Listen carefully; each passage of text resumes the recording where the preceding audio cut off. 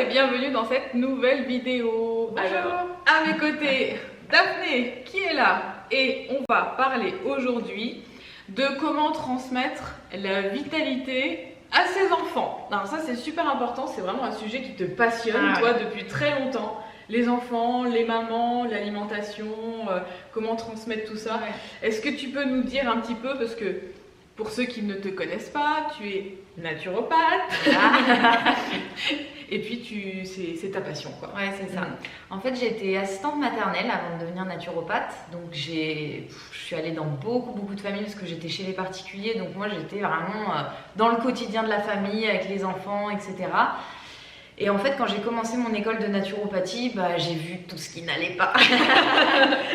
Et je comprenais beaucoup de choses, je comprenais beaucoup aussi les émotions des enfants, parce que souvent on est complètement désarmé devant les émotions des enfants, on ne sait plus quoi faire. Parfois même, je vois les parents qui s'énervent, alors qu'en fait, surtout pour les plus petits, ils ne savent même pas ce qui se passe eux-mêmes dans leur corps en fait.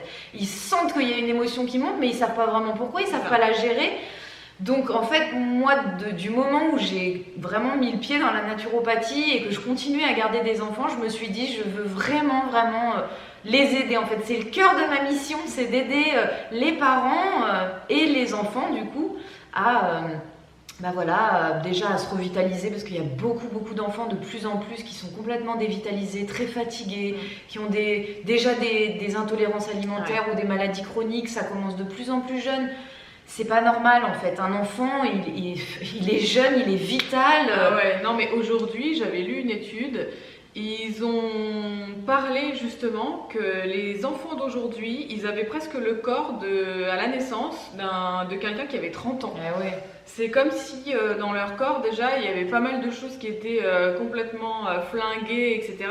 Faut pas oublier que la maman transmet son biote intestinal et transmet aussi sa vitalité, donc ça c'est quand même c'est pas quelque chose de voilà. Et si on met un enfant au monde et que déjà nous ça va pas, qu'on a plein de maladies, etc., on va transmettre aussi des mauvaises choses à son enfant.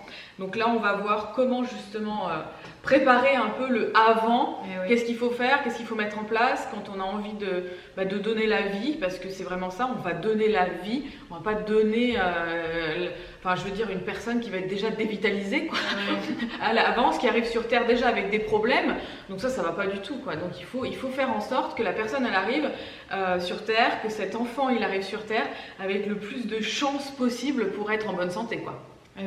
Et puis surtout il y a quelque chose dont tu parlais, c'est vrai, on transmet le biote à notre enfant et on le transmet par le passage naturel, c'est-à-dire que quand vous subissez par exemple une césarienne, ce qui peut arriver dans des cas, on est obligé de faire une césarienne, d'accord, mais il faut vraiment pas oublier que la meilleure façon de mettre au monde un enfant et de lui transmettre son biote, c'est vraiment par la voie naturelle. Par la voie naturelle en fait.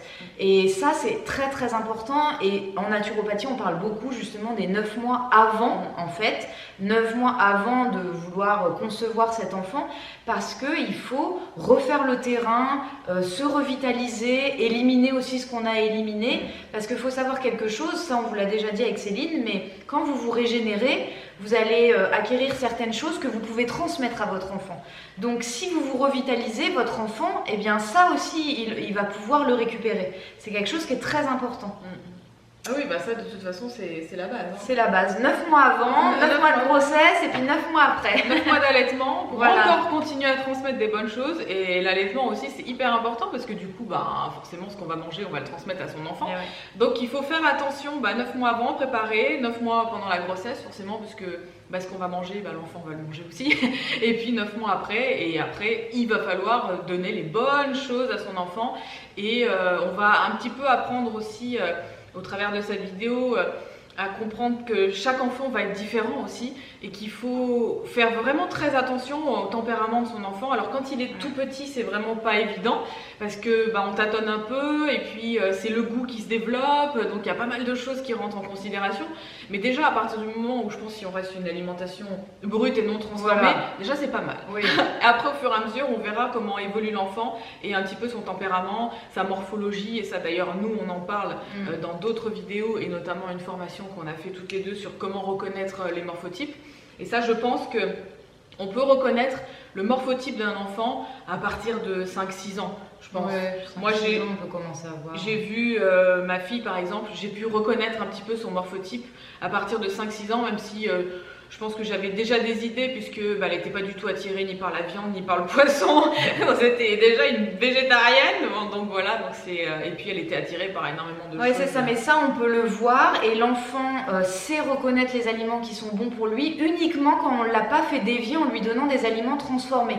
Parce que quand on donne beaucoup d'aliments transformés, comme des gâteaux, enfin tout ce qu'on peut donner aux enfants, en fait, qu'on retrouve souvent dans les sacs des enfants, et bien tout ça, ça va les faire dévier de leur instinct en fait. Mais l'enfant qui a mangé naturel et brut depuis sa naissance, il sait exactement ce qui est bon pour lui. Il se tourne vers le fruit qu'il lui faut, la céréale qu'il lui faut, la protéine il sait en fait. Et il faut vraiment les accompagner là-dedans. Moi je pense que c'est vraiment très important. Donc après, moi je voulais vous dire aussi par rapport à la revitalisation, si jamais voilà, vous avez eu un enfant, vous avez l'impression qu'il est un peu dévitalisé, on va en parler après, comment reconnaître un enfant vital. C'est pas une fatalité non plus, hein. On n'a pas mis au monde un enfant dévitalisé et puis c'est une fatalité, il sera comme ça toute sa vie. Non, pas du tout. La vitalité, ça se gagne aussi. Et en fait, pour un enfant, il va falloir lui apprendre à bien s'alimenter. Donc, comme on vous le disait, une alimentation brute, non transformée, ça c'est essentiel. Faites tout vous-même. Plus vous ferez pour votre enfant, plus vous lui préparerez les plats et tout, mieux ce sera pour lui. Lui apprendre à gérer ses émotions, parce que si on ne maîtrise pas sa pensée, si on ne maîtrise pas ses émotions, on se dévitalise. Et ça, c'est bon pour tout le monde, tous les profils. C'est obligatoire. L'émotionnel. C'est quelque chose d'hyper important, surtout pour un enfant. Il ne sait même pas ce que c'est.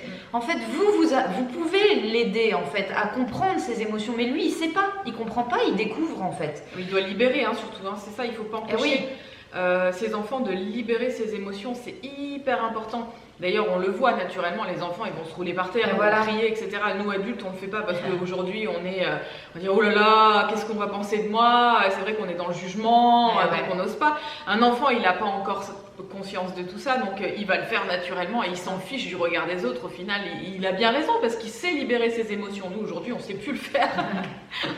Donc il y aura ça qui sera très important à voir. Une activité physique. Alors l'activité physique c'est indispensable, il en fait à l'école oui mais pas assez, il faut lui en faire aussi en dehors, que ce soit je sais pas des extrascolaires, il y a toujours des clubs sportifs quelconques, en fait ce qui lui plaît, en fait demandez-lui. Ne serait-ce que d'emmener son enfant au parc déjà, il se dépense, moi je les vois, ils courent dans tous les sens.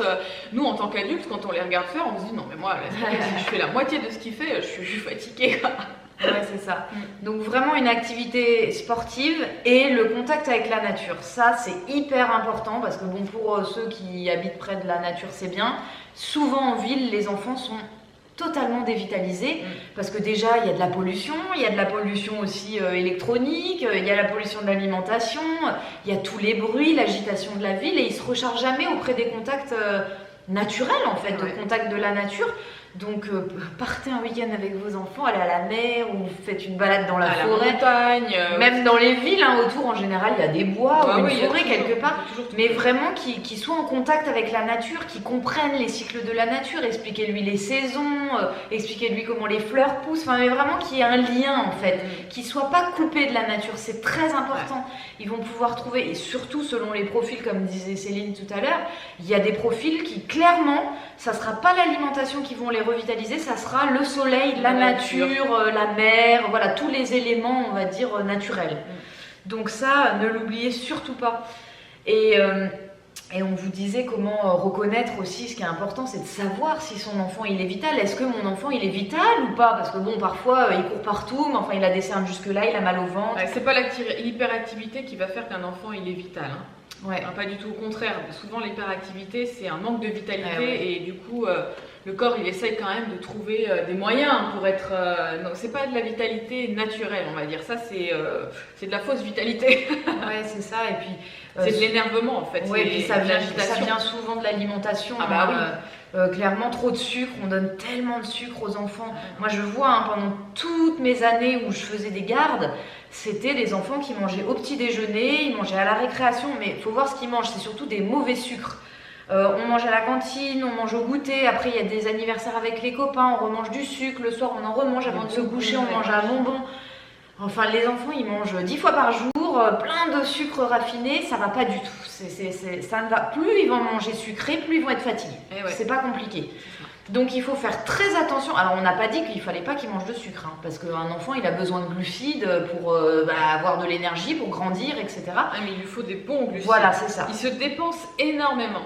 Et ce qui se passe aussi, c'est que les enfants ils vont vers une source de sucre facile, vite. Donc des sodas, des jus de fruits, des gâteaux, des bonbons. Donc du coup, le corps réclame du sucre. C'est normal, c'est parce qu'ils sont en pleine croissance, parce qu'ils se dépensent de fou, quoi.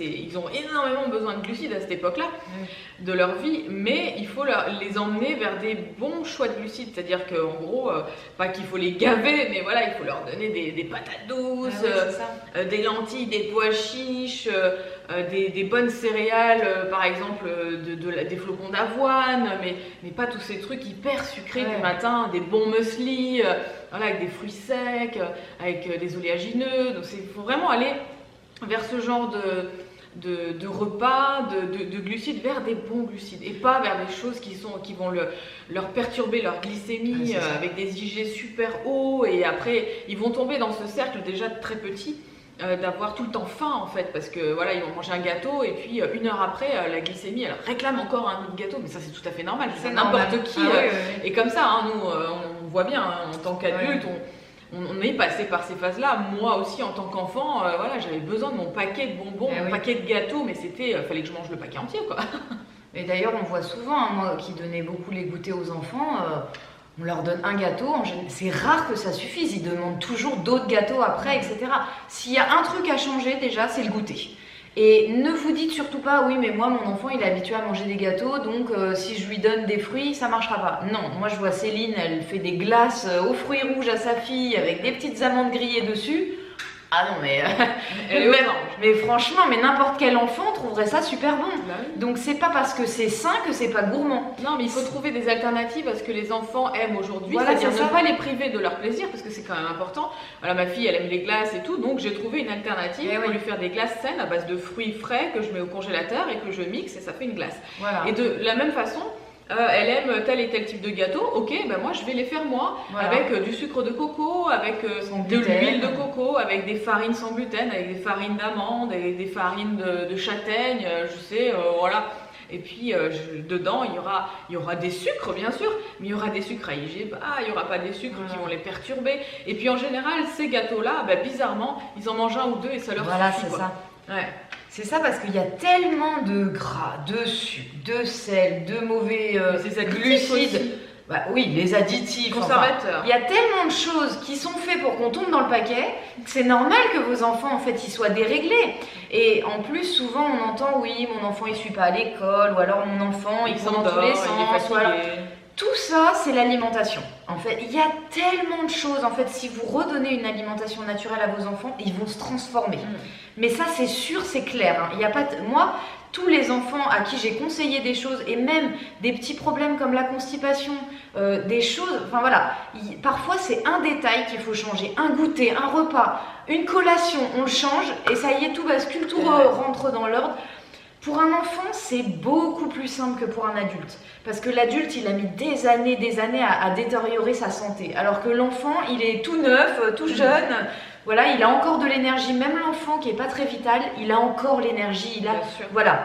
Il a cet élan d'auto-guérison en fait. Ce corps, il arrive, il est sain quand même. C'est ça. Il n'est pas encore engorgé de toxines.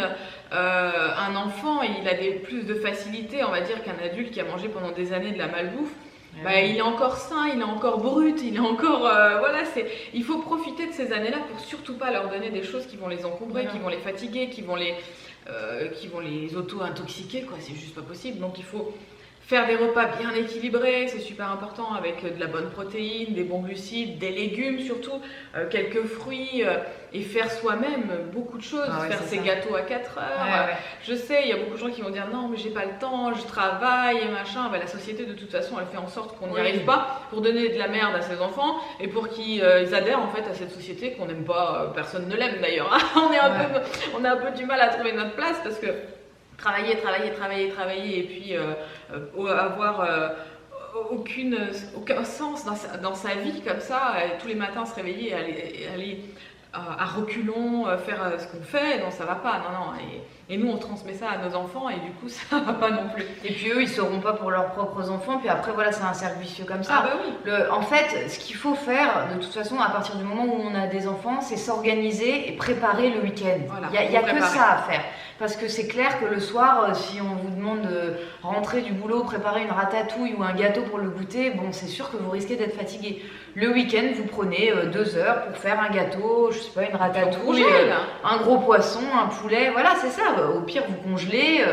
Voilà, on congèle, on fait des portions et puis on met au congélateur. Par exemple, on sait que l'enfant il va prendre au goûter telle portion de gâteau, et ben on fait 10 portions ou 7 portions et on sait qu'on en a une pour chaque semaine, pour chaque jour de la semaine. Et puis voilà, tout est mis dans le congélateur et puis c'est nickel quoi.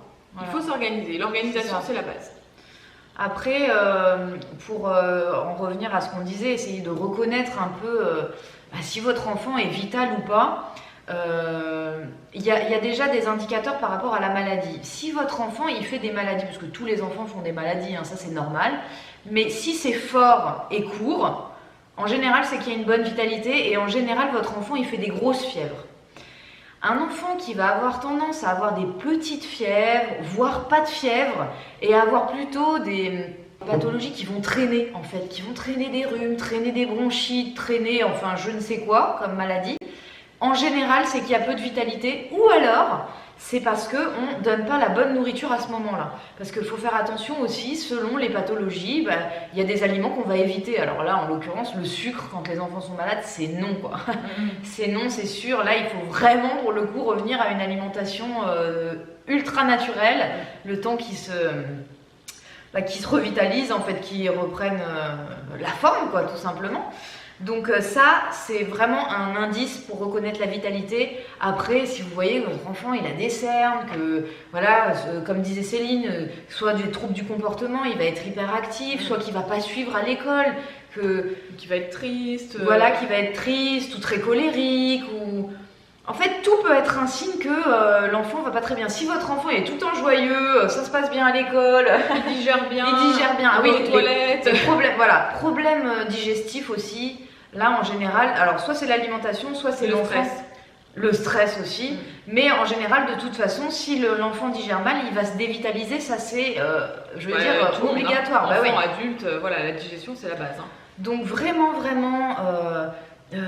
faire tout ce que vous pouvez pour essayer d'aider votre enfant, soit à maintenir sa vitalité, soit à la regagner en fait. Et puis surtout, ce qu'on veut pour les enfants, moi c'est ça qui me tient le plus à cœur, c'est leur apprendre dès le plus jeune âge tout ça, l'alimentation, la gestion du stress, l'activité physique, le contact avec la nature, pour pouvoir en fait leur donner toutes les clés et qu'ils deviennent autonomes assez rapidement en fait, le plus vite possible, pour que ils fassent leur petite vie, qu'ils sachent se gérer, et puis plus ils vont avancer en âge et plus par exemple à l'adolescence, s'ils voient qu'ils sont pas très bien, ils vont tout de suite pouvoir retourner à ce cadre, ils auront même pas besoin de vous demander en fait, ils sauront. Et ça c'est essentiel, ça c'est essentiel. Une fois qu'ils auront connu le bien-être, de manger sainement, de manger des bons aliments, etc., il aura peut-être besoin à un moment donné dans sa vie de faire des expériences avec ses copains, avec les ados et tout, donc faut pas vous culpabiliser. Alors ça, ne vous inquiétez pas. Laissez-les Laissez-les voler de leur propre aile. Et bon voilà, faut juste leur dire vas-y, fais tes expériences et puis s'il y a quoi que ce soit, tu sais que je suis là et je te remettrai dans le droit chemin. Voilà, en gros c'est ça.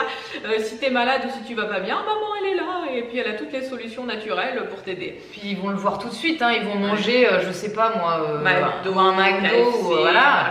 Ils vont se sentir mal immédiatement. Mais je comprends pas. J'ai mal au ventre, je sais. Un enfant qui a bien mangé et qui va manger au McDo, c'est sûr qu'il va pas le digérer correctement. Ah non, après ça va pas le faire. Du coup, il va se dire tout de suite, finalement. La vieille, elle a bien raison. Voilà, mais ça c'est bien, ça c'est dans le bon ordre. Et après, on vous dit pas non plus que il faut couper votre enfant complètement, des goûters d'anniversaire, etc. Il va manger des bonbons, il va manger des gâteaux. Si 90% du temps c'est bien à la maison, c'est sain, il n'y a pas de souci quoi. Voilà, c'est la base, de tout. Une fois qu'il a un cadre qui est bien équilibré, voilà, il pourra se permettre des petits extras, des petites choses à droite à gauche, mais voilà, faut que ça reste occasionnel. C'est un petit peu comme Noël, hein, voilà, c'est Voilà, c'est Noël, parce que si c'est tous les jours, après, finalement, il a même plus l'attrait. L'attrait, voilà, il faut que ça reste un petit plaisir du moment. Et comme on le dit, il faut pouvoir faire plaisir tout le temps, tous les jours, mais de manière saine et équilibrée. Voilà, c'est ça. Voilà, pour ça d'ailleurs, si ça vous intéresse, moi je vous ai créé un e-book exprès avec des recettes healthy, etc. Qu'on peut aussi donner sans problème aux enfants. Donc voilà, et il n'y a pas de produits transformés, il n'y a pas de gluten, il n'y a pas de produits laitiers, il n'y a pas de sucre blanc, etc. Il n'y a pas d'additifs et de conservateurs. C'est vraiment des gâteaux qu'on peut faire à ses enfants, à soi-même, des cookies, etc. Voilà, et qui sont ultra sains et qui pourront manger sans aucun souci. Et il n'y aura pas ces effets d'addiction ou de troubles du comportement dus au sucre et à tous ces excitants, quoi. Voilà. Ouais, c'est ça. Et surtout, voilà, gourmand, quoi, parce qu'il ne faut pas frustrer vos enfants non plus. C'est sûr que si vous leur donnez une pomme avec une poignée de noix, non.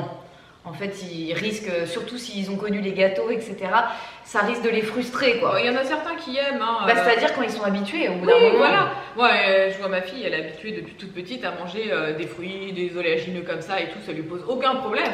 Au contraire, quand je lui fais des gâteaux et tout, elle est pas non plus. C'est pas le genre de truc qui l'attire vraiment, parce qu'elle a l'habitude des aliments bruts et qu'elle est contente comme ça. Mais il faut que l'alimentation aussi, elle soit goûteuse, qu'elle plaise aux enfants. Voilà, il faut faire des belles assiettes bien colorées, que ce soit magnifique. C'est sûr que si on met une assiette de riz blanc comme ça, avec des courgettes à l'eau, non. Ça va pas leur donner envie. Et puis là, c'est sûr qu'ils le mangeront pas, mais il faut agrémenter, il faut mettre quand même des légumes, il faut peut-être les cacher dans certaines préparations. Ouais, ou sinon il y a le food art maintenant. Alors, je sais pas si ça vous dit quelque chose, mais c'est trop beau, des belles assiettes.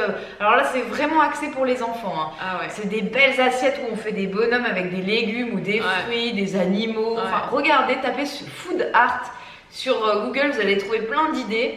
Et franchement, moi je l'ai fait avec les enfants et à chaque fois c'est merveilleux, ça donne envie de tout goûter. Je pense que c'est quand même ça une bonne idée en fait pour amener les enfants à manger aussi bien des choses qu'ils aiment pas, hein, parce que moi je mettais des petits trucs, même des petits légumes, et puis bon, ils avaient envie de le manger comme ça, même avec les doigts, c'est pas grave. C'est bien comme ça, c'est leur curiosité, c'est eux qui décident, c'est plutôt pas mal. Ce qui est super important aussi, c'est que vous, en tant qu'adulte, il faut montrer l'exemple. Ah oui. Parce que c'est sûr que si vous dites à votre enfant non, mange pas, et que vous mangez du Nutella à la cuillère devant lui, bon, ça va pas le faire, quoi. La base, c'est que soyez l'exemple, et puis après, votre enfant, naturellement, il suivra. Si vous voit manger comme ça tous les jours, il se dit, bon, bah, si elle fait ça, c'est que c'est bon, c'est que c'est bien pour moi. Et voilà, nous on est leur maître entre guillemets, voilà, et on doit les emmener vers le meilleur chemin possible pour eux, hein, voilà, c'est super important. Mais surtout, il faut montrer l'exemple et éviter devant ses enfants de manger des choses qui sont pas saines. Puis voilà, faut soi-même déjà faire un travail dessus. L'idéal, c'est clair, c'est de manger des bons repas en famille, que tout le monde mange des aliments sains. Que tout le monde mange pareil en fait. Alors évidemment, on n'a pas les mêmes quantités, les mêmes proportions selon le profil, selon les tempéraments, mais en tout cas, manger les mêmes aliments, quoi. Ça, c'est vraiment important. Puis c'est convivial, c'est important de se retrouver en famille aussi autour d'un repas. Au calme. Oui, au calme. Au calme, dans la joie. Sans la télé, sans les téléphones, sans les réseaux sociaux. Voilà, parlez-vous, quoi. Parce qu'il y a tellement de gens aujourd'hui qui se regardent même plus, qui se parlent pas pendant un repas. Je sais pas, il faut solliciter un petit peu les enfants, qui parlent un petit peu d'eux et de ce qu'ils ont envie de parler. Des fois, il y a peut-être des choses qu'ils ont envie de nous dire. Des fois, ils n'ont pas envie, hein. On leur dit en rentrant de l'école, alors qu'est-ce que t'as mangé? Alors qu'est-ce que t'as fait à l'école? Ils n'ont pas envie. Et en fait, les enfants, ils sont souvent dans le moment présent. Donc leur demander ce qu'ils ont fait le matin, la veille, etc., ils n'y arrivent pas parce qu'ils vivent le moment présent, c'est tout. Nous, en tant qu'adultes, déjà, on ressasse trop le passé, ça va pas. Mais eux, ils ont raison au final. Ils sont dans leur moment présent, ici et maintenant, ils sont en train de faire un truc et ils ressassent pas des choses du passé. Et puis voilà, ce qui est passé, c'est passé et ils ont bien raison au final. Nous, en tant que parents, on a envie de savoir qu'est-ce qu'ils ont fait nos enfants parce qu'on n'est pas avec eux toute la journée, ils sont à l'école, etc. Mais on le voit bien qu'ils sont bloqués et qu'ils n'ont pas envie de nous raconter leur journée, quoi. C'est vrai, souvent. Et puis ils ont peut-être leur jardin secret aussi. Hein, voilà, non, j'ai envie de le garder pour moi. Voilà. Bon, je pense qu'on a fait le tour de cette vidéo qui a duré assez longtemps, je pense un peu plus d'une vingtaine de minutes. On avait beaucoup de choses à dire sur les enfants, sur les parents, sur l'éducation, sur l'alimentation et gérer un petit peu ses émotions. Donc nous, on vous retrouve très vite pour une prochaine vidéo et on vous dit à très bientôt. À bientôt. Salut.